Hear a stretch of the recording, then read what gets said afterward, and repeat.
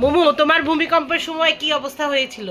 প্রচুর বাজে একটা মোমেন্ট ছিল আমার লাইফে। কখনো এরকম এক্সপিরিয়েন্স আমি অন্তত নিই নাই, বাট আজকে ভূমিকম্পটা আসলে অনেক ভয়ঙ্কর ছিল বলার মতো। মাইশা, তোমার কি অবস্থা হয়েছিল? আজকে আমার ভূমিকম্প আমি জীবনে ফার্স্ট টাইম টের পাইছি। আমি এত ভূমিকম্প হয়েছে তবুও আমি মানে ফিল পাই নাই যে ভূমিকম্পটা কি জিনিস।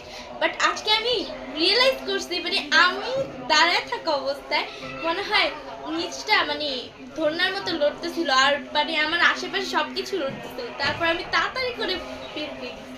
আন্টি, তোমার কি অবস্থা হয়েছিল? আমি তিনতলা থেকে একবারে দূর দিয়ে নেমে গিয়েছি। ও, তাহলে তুমি বেস্ট কাজ করেছো। মাহি, তোমার কি অবস্থা হয়েছিল? আমি খাটের উপরে ছিলাম, খাটে থেকে আমি ডাইরেক্ট পড়ে গেছি যখন ভূমিকম্প হইতেছিল তখন। আর আমি টিভি দেখতেছিলাম, আমাদের টিভিও কাঁপতেছিল। আমি দেখে আমি দৌড় দিয়ে বাইরে চলে গেছি। যাক, এটাও একটা ভালো কাজ করছো।